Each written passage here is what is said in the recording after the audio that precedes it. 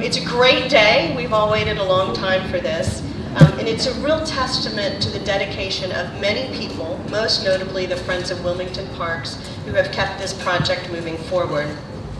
And we now have this beautifully restored Sugar Bowl. While I'm here representing DNREC, I am also a neighbor. I live just up over the hill, and my husband and I walk past here countless times, and we have watched this grow over the years. And before I worked for DNREC, I worked for the city of Wilmington for 10 years as an environmental attorney, and this project crossed my desk many times as the environmental attorney. MOUs, project applications. I've worked with Bob Eman when I was in the city. So I'll just step back and talk a little bit about the pavilion. This is a historic pavilion with panoramic views of the Brandywine Creek and the Wilmington skyline. When you're here today, don't miss the opportunity to really look over the edge. We are cantilevered out. We couldn't build this today, but we did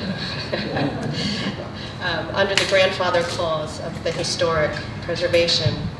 And I love the Wilmington skyline behind us. It's even better in the winter when the leaves aren't on the trees.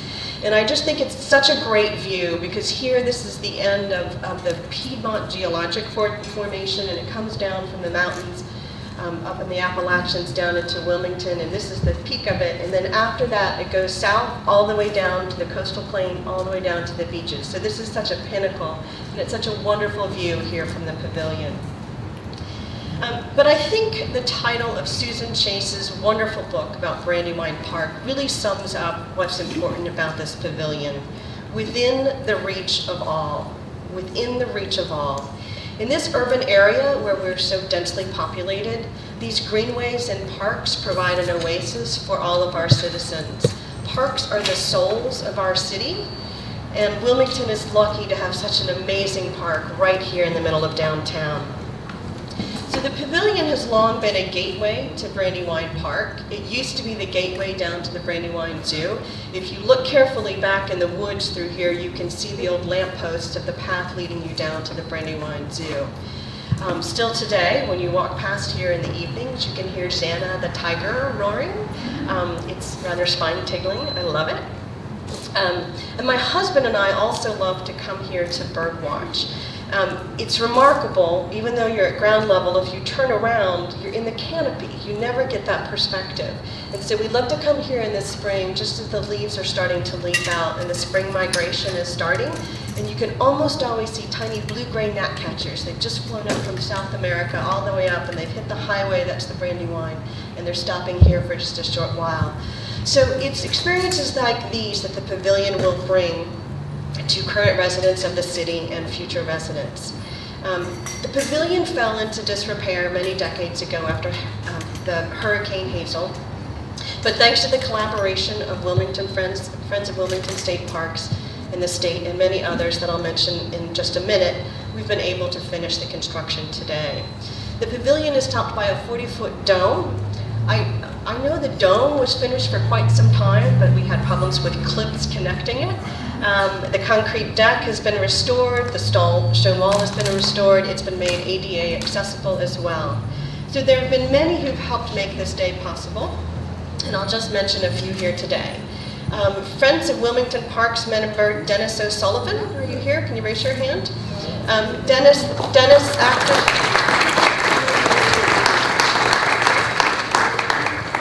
acted as the general contractor. We have Lee Sparks, the architect. Lee?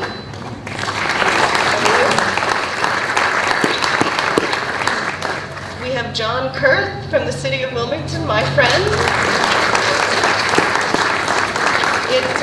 It's been John's quiet determination and eternal optimism that has kept this going. Every time he would bring a contract to my desk, he'd go, yep, this is the last one. Come on, we're going to get it there. Mike Porro was the guiding force. Mike, where are you? And then Brenda Joygood, the executive director of the Friends Group. Brenda, where are you? Okay. I'll read out a few more names of the members of the Sugar Bowl Committee and just hold your applause till the end. We have Don Holmesy, Kim Johnson, Gary Gradell, Joe Malloy, and Susan Chase. Big round of applause.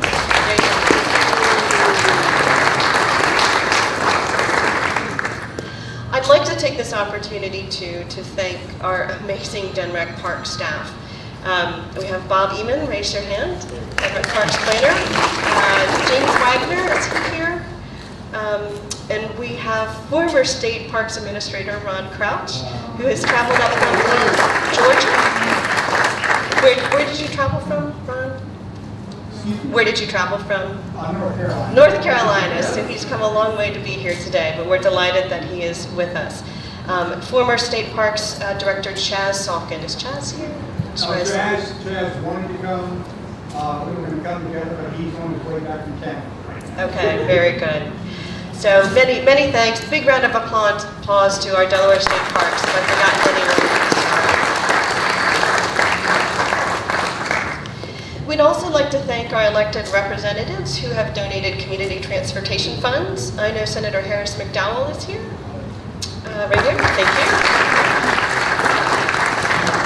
Representative Gerald Brady, whom I have not seen, but he did also contribute CTF funds. And also the City of Wilmington. Any City of Wilmington representatives? Pat's here. Anybody else from City? Raise your hand. Got Mark, Pat, some here in the back. Thank you. So this project could not have gone on without the constant and unwavering support of the city, from a support function as well as a financial one. So many thanks to the City of Wilmington. I will end my remarks by just saying that while this is not an exact replica of the Sugar Bowl, it had to meet our current codes and standards. It gives us a great perspective of what it was like to be here in the 1900s. And in the 1900s, they used to take photographs of people recreating here, and I know that we will all do the same, and we will share those photographs with our children. So thanks to all of you who have made this happen. It's a really great day for the state of Delaware, Wilmington, and Friends of Wilmington Parks. Thanks.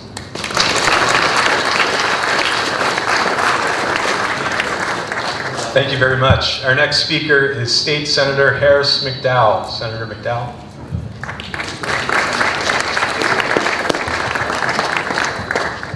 Thank you.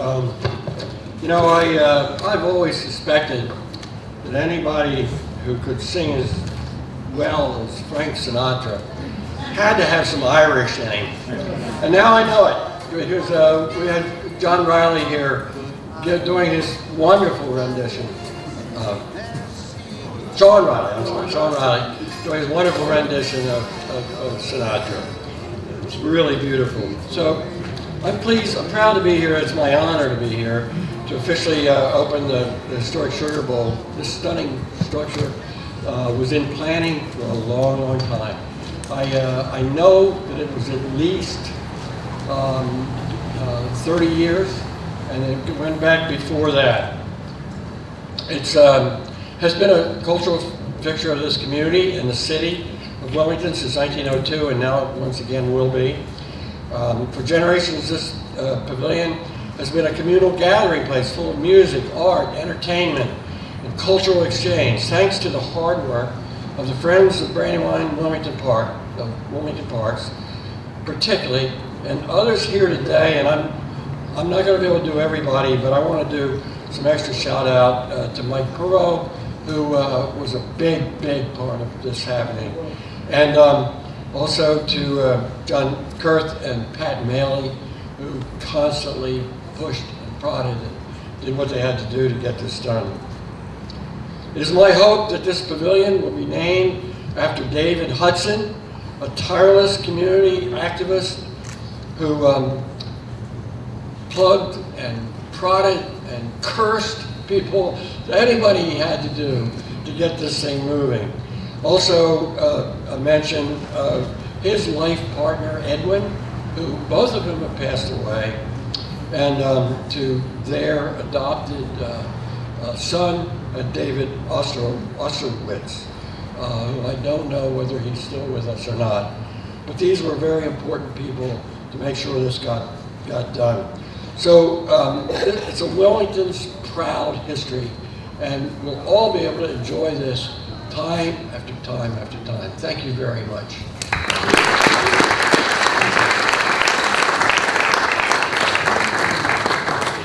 Our next speaker is a former president of Friends of Wilmington Parks and the chair of our Sugar Bowl committee, John Kurth.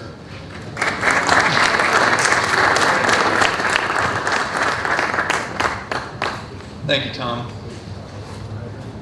Good afternoon, everyone, and it's just a pleasure, a real pleasure to stand here and see all of the neighbors, friends, supporters of this, not only this pavilion, but the park system itself. As Tom mentioned, my name is John Kurth. I'm a board of stewards member and a former officer, as well as a planner for the City of Wilmington's Department of Planning and Development, and I served for about 12 years as the committee chairperson for the building committee, I should say. I would like to first start off by thanking my colleague, Patricia Malley, who's here today. Thank you, Pat.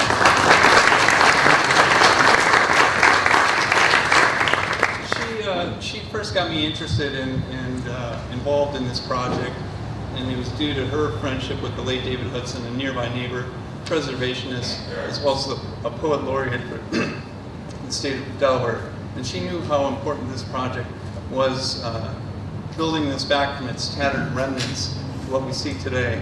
And so kind of getting involved through her, and then with Jeff Flynn, our Office of Economic Development Director, who was a board member at the time, we kind of got together, and I became a board member and worked really hard with a lot of my fellow board men and women that give a lot of time and energy to projects not only like this, but we look at what we've been able to do in Rockford Park, Fletcher Brown Park, Kemere Parkway, and of course Brandywine Park. So it's just been a great journey, 12 years or so, I guess, if I'm counting correctly. But at that time, in the late 1990s, Chaz Salkin, the then director of the State Division of Parks and Recreation, started pulling together a team, and architect Don Holmesy, who could not be here today, unfortunately, but is supporting this project, I know, not too far away.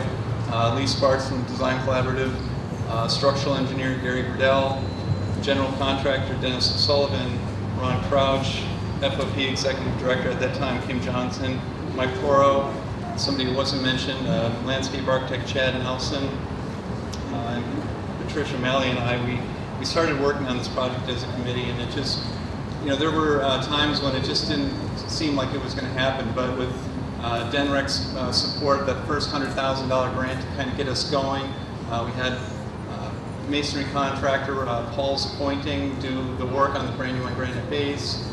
We did a lot of work eventually with Gerber Masonry. Peter and Bill are here today. Thank you, Peter and Bill, for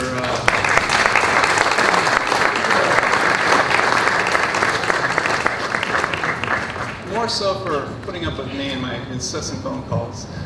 But just the and when we had the dome delivered from Pennsylvania, but it was a little early. The weather wasn't right. Dan Rappa from Rappa Contracting, thank you, Dan, for storing these pieces. It wasn't easy to find storage space for this for 6 months. These pieces, it was a semi-truck after semi-truck coming in, but we were able to work that out, store them until the weather was right. So. It really meant a lot to us to kind of work together in that aspect.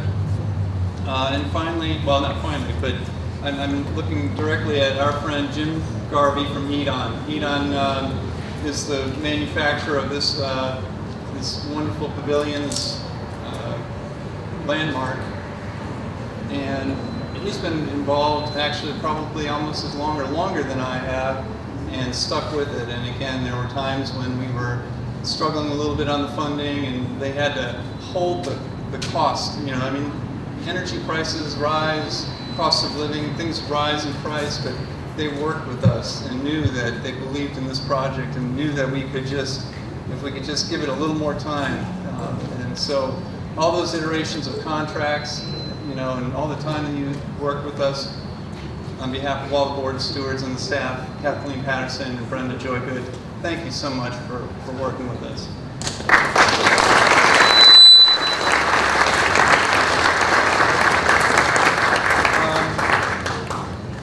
As Karen mentioned, the city of Wilmington has been a great supporter of this with our law department helping. Thank you, Kara. And also, the James Baker administration provided some funding, and the Williams administration has also been very supportive in terms of doing the work, in terms of permitting, waiving the fees, because this is for the general good. And those kinds of things are huge. It may not sound like a lot now, but working through all those issues was just very important to this project being completed. So again, to the city administrations that have been involved along the way, thank you.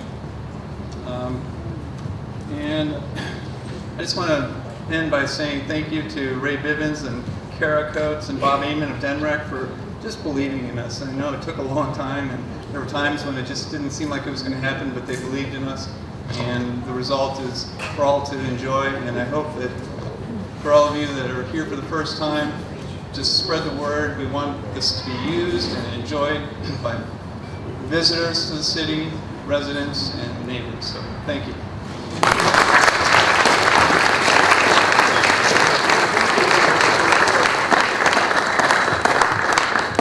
Our last speaker today is the former president and executive director of Friends of Wilmington Parks and was the honoree at this year's Rose Garden Party, Mike Porro.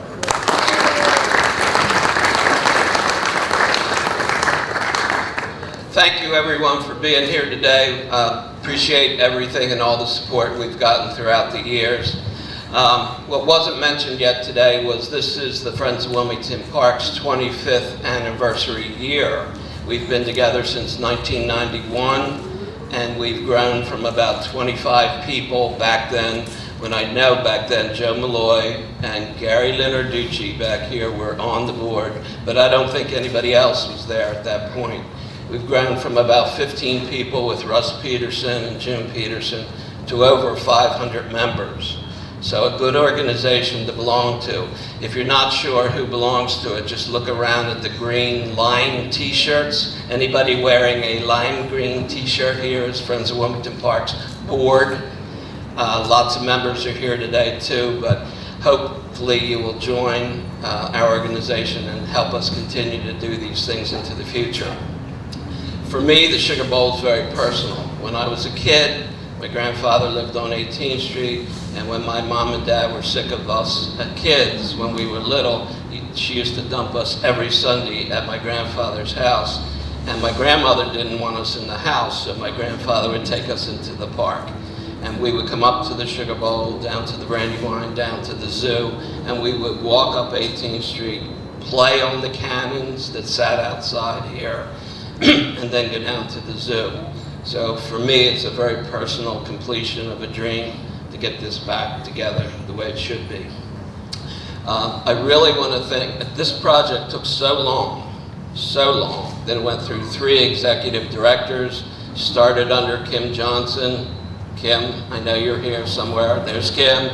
It went to me as the 2nd executive director, and ended up with Brenda finished it. Brenda Julie Good was right here who finished it. Yeah, ended up with Brenda.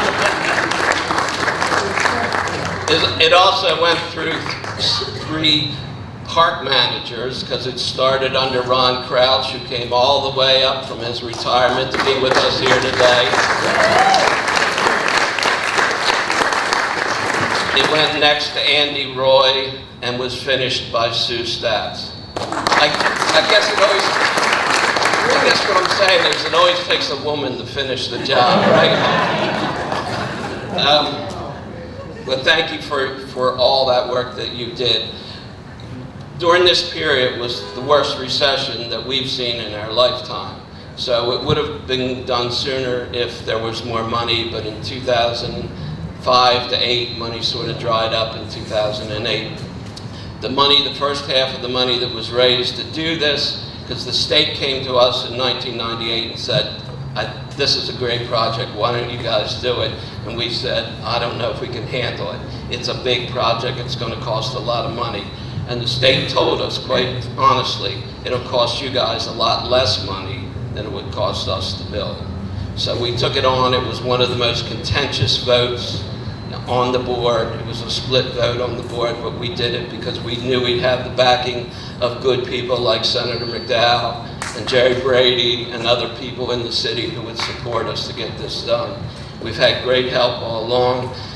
The first half of the monies that were raised by Kim Johnson when she was executive director, and the balance of the funds, the majority of the funds, are raised by Mr. Joe Malloy right here.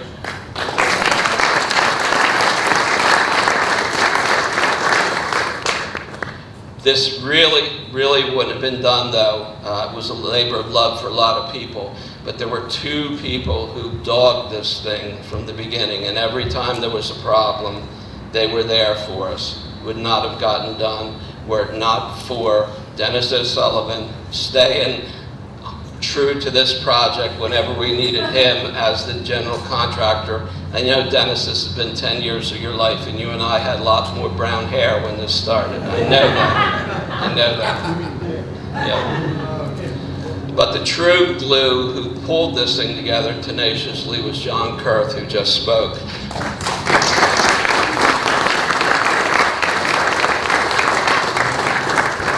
John's involvement here is even more amazing because he's not from Wilmington. He didn't have the roots in this community growing up in the parks like I did and like many of us did to appreciate the parks.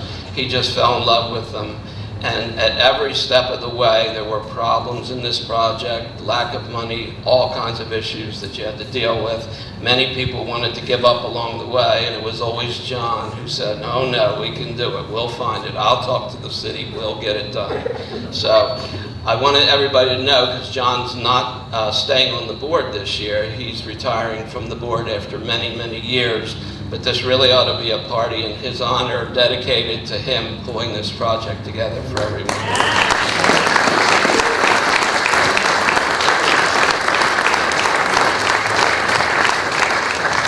So in closing, thank you very much for everybody who made this happen today.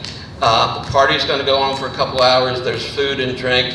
If you really do want to, if you don't belong yet and you want to join a great organization of 500 people who are working to improve these parks, grab one of our membership brochures, talk to one of our board members, because we will continue to grow and do great things in these parks in the future. Thank you.